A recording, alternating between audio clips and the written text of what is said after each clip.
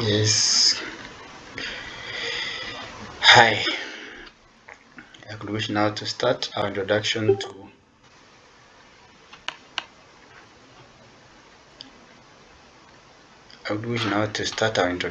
to clerical duties. The first topic being the office, and I've already shared on my screen. You can just see what I'm sharing. So the first topic being an office, we are going to learn about office and get to know some of the functions of the office. And we're probably going to wind up by seeing what are some of the types of offices that we can have, or office layout. That will help us to also understand a few areas or aspects of the office staff. So I'll start with the definition of the term office. And, here we are told that an office is a place, a room, or a building set aside in an organization where communication, secretarial, accounting, and administration and clerical work takes place. So an office can be a room within an organization where we have other activities handled. We'll have a room that is set aside, or a building can be set aside, the entire building, for the following activities. That is communication from the management to subordinates, or any communication from external to the organization or even within the organization. Any kind of communication that is formal can be communicated through the office. Then we have secretarial and accounting. When we talk about secretarial work, is the work of typing and printing, usually done within the office. And when we talk about administration and accounting, is the work relating to finances, and administration, the work relates to management. And when we talk about clerical work, is any other activity that a clerical officer can perform. Can be a messenger, can be mailing, can be printing, photocopying.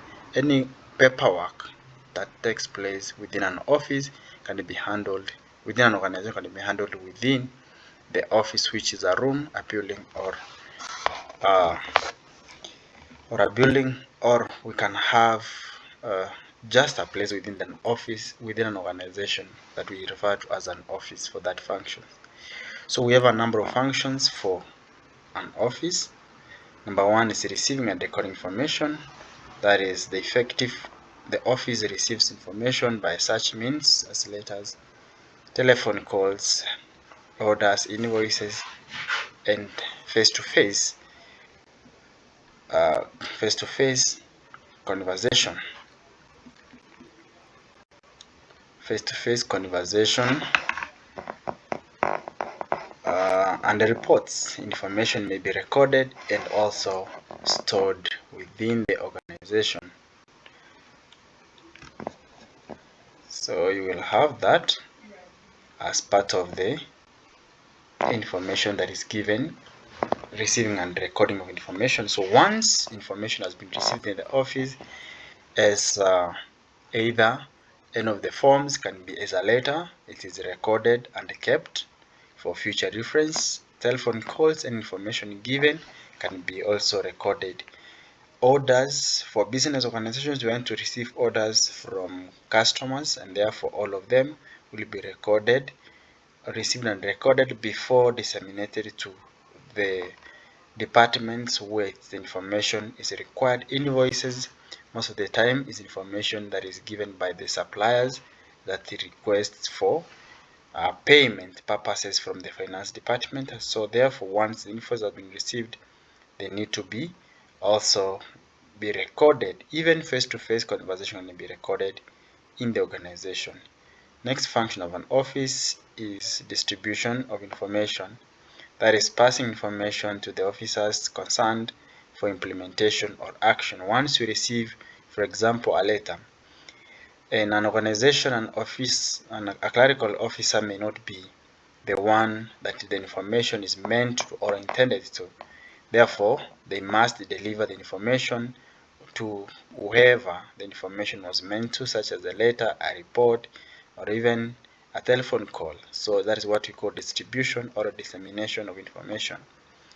Another function of an office is mailing, which means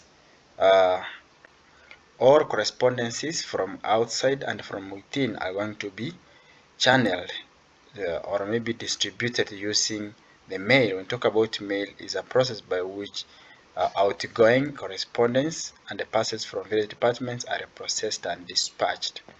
Whenever we have anything, any information that is required to be dispatched out of the organization, it is collected and prepared for just dispatch in an organization. You will see you will be using couriers like now the Wells Fargo, the post office to share information to different places or send parcels. When we talk about parcels, can be letters, can be any form of parcel that you usually see sent from one place to another, and therefore that is the work of an office to ensure that that information has been processed and dispatched accordingly. Then we have reproduction of documents through a number of types. So we have reproduction is making many copies of an original copy, and therefore it's a function of the office to make more copies of the information received in the organization. In case where need be, we'll have information being reproduced in form of carbon copying. I think you have seen this, whereby we use the carbon paper to obtain the a copy for what we're having. Usually you have seen what receipt books look like. Those who have given you receipts, usually they write a receipt and they remain with a copy by using a carbon copy or a carbon paper. So it's convenient in getting limited number of copies. When you need few number of copies, you can use carbon copying. I'll not take you through the advantages and disadvantages. I'm just taking you through the types of reproduction. We have ink duplicating,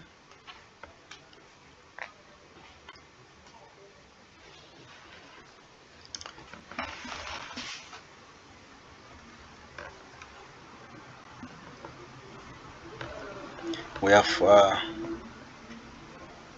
before we go there, we have duplicating, which is given into several forms. Duplication, we are told the process of producing a copy as a cessation of copies from a master copy used when many copies are required to be reproduced, can be done through ink or speed duplication.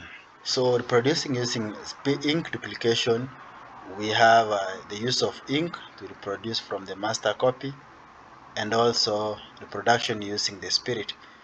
Most of the time the master copies are prepared to make other copies. If we need to use ink duplication, we will continue to add ink on the master copy, which will be used to produce more other copies. I think this we can find it in the printing services or printing organizations. They usually use ink or spirit duplication.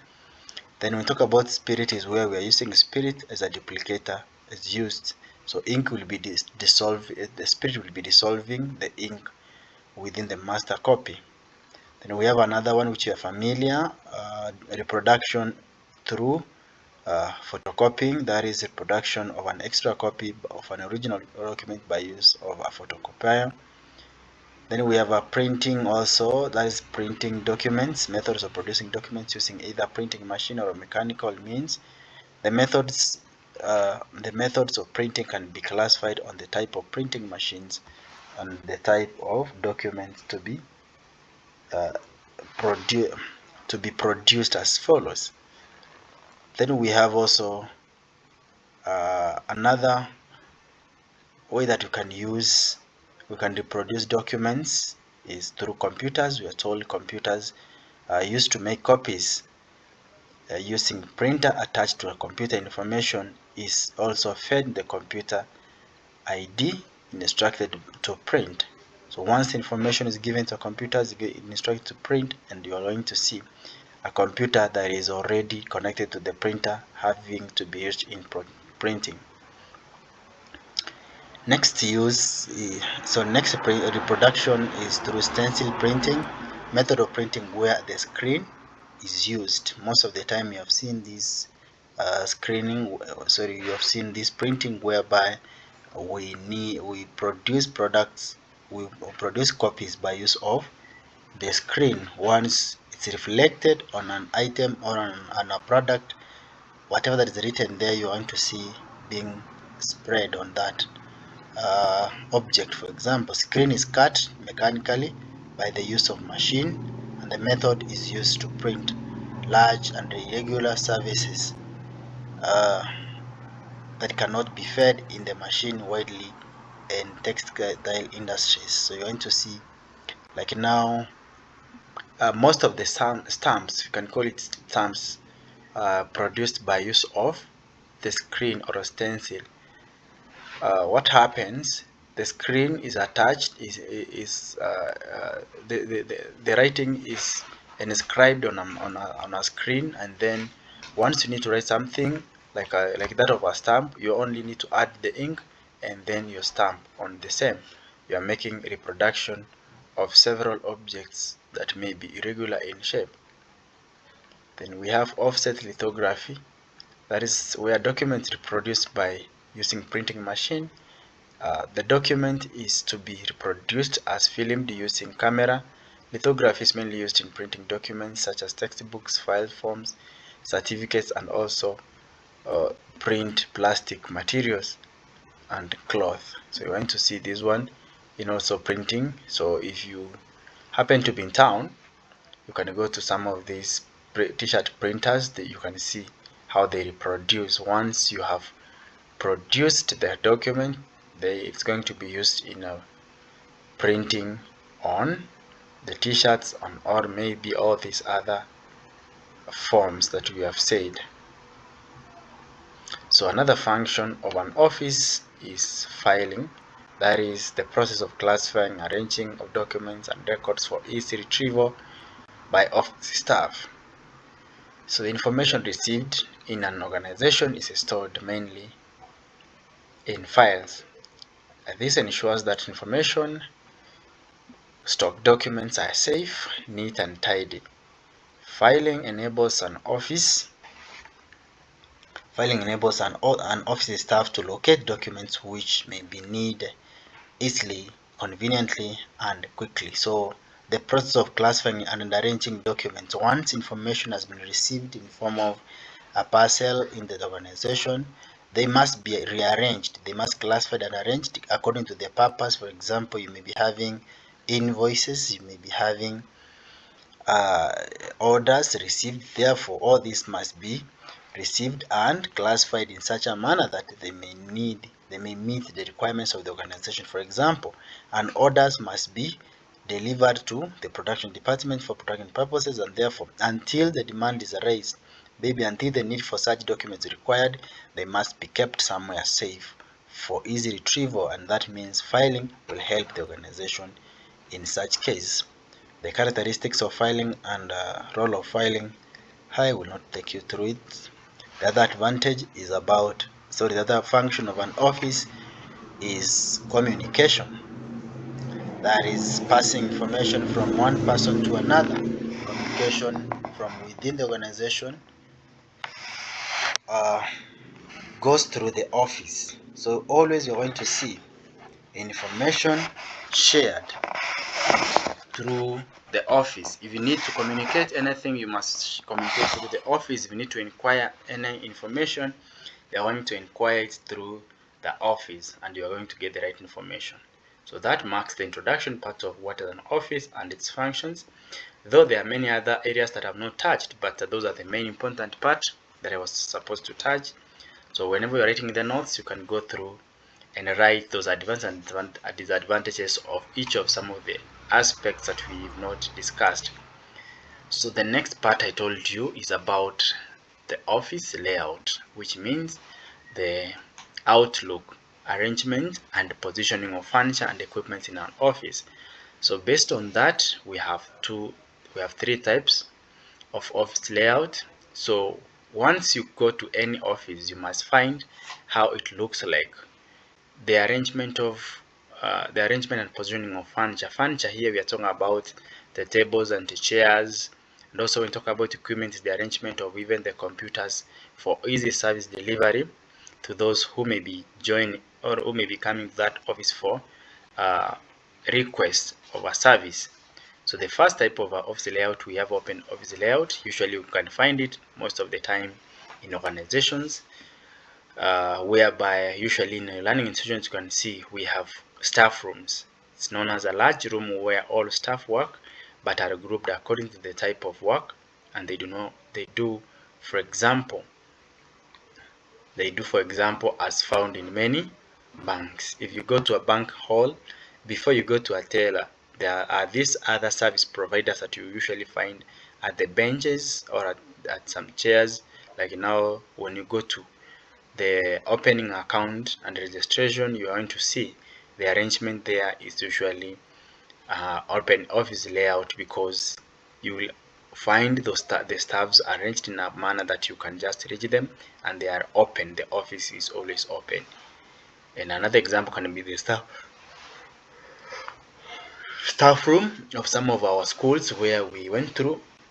So you could see that in our staff rooms we used to have mathematics department having a position somewhere within their staff room, English, Kiswahili, humanities, all of them are having arrangement in such a way that you can meet them and find solution from them. But still it was under an open office whereby you can be served as a student by then. So advantages of such office: number one is that they are easy for supervision, as workers are working in that on office. As a manager, you are able to supervise what they are doing, and you don't need to walk from one place to another to see what they are doing. You just stay somewhere intact and you can be able to see what they are doing.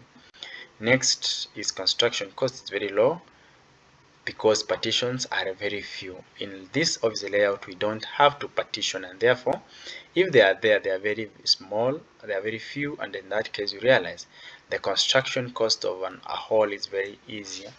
Because of that, the cost is very low compared to other office that we're going to look at later, like that of a cubicle or closed office layout that will require several partitions, and all these partitions will need a cost. So in this case, it's an advantage. Number two, easy location of workers. Once the workers are arranged in such a manner that you can identify their groups, it's easier for one to locate them and get served. Staff movement is minimized, and thus saving time on passing communication. So here we are going to see staffs are almost close to one another, and therefore there's no need of moving from one place to another to serve, to communicate, to pass information, and therefore they tend to save time. Next advantages is that workers make good use of office machinery and equipment, since close supervision discourages them from misusing them. Maintaining cost is low, and then cost space is saved. So we have also the cost of lost space is saved, because now where you can have a whole batch of people, maybe 20 people served from one hall. When it comes to decoration in a cubicle office layout, you realize that if you partition, you may not accommodate 20 people in that place, and therefore the fact that open layout can accommodate more than 20, in this case you see the floor space is used well or utilized. Lastly, it is cheap to decorate. So decorating an office which is open is very cheap than when it comes to other office layouts. Like for example, this one, if you are to buy a flower, you are to buy a paint, you only need one flower, one paint. You wanted to buy some bulbs, if you, one bulb or two bulbs, very few, that you will not incur much cost as compared to cubicle or closed office, whereby each office will require its own decoration cost. Disadvantages, I'm going to stop there. Number one, disruption from colleagues. Most of the time you'll tend to have disruption, because colleagues are talking movements here and there, and you may not concentrate. If you're handling works that require much concentration, at this point open layout cannot be that convenient place to do such kind of activity. Next, we have senior workers are not placed in areas of privacy, and it is because of difficulty to communicate and it becomes difficult for them to communicate to juniors. More especially, they tend to be, juniors may believe that still they are on the same level with them, and therefore even the senior staffs may not be able to communicate effectively to the staffs whom they usually supervise. Untidy and unbusiness-like appearance, you're going to see a lot of commotion, a lot of disruptions here and there, and that makes the office untidy because sometimes arrangement of such office becomes hectic. Like you can remember your staff rooms, you could go there, you find kila mahali, every table has papers, other tables have a lot of books, other places we have cups. You will see how the untidy the office was. And then we have another disadvantage is overcrowding, which makes air conditioning, lighting, and heating in the room uh, to be not able to be not which makes all these conditions to be impossible, making the room not be conducive for the workers because of such. So we learn to see so many workers together, crowding, and air conditioning, air circulation in that place may not be actually uh, better for the staffs, and that may also affect their performance. Lastly, there is noise from the machines that makes the office also unconducive. I'd like to stop at there so that next time I will share from enclosed office layout and also the uh, uh, the landscape office layout later as we are moving on. Bye.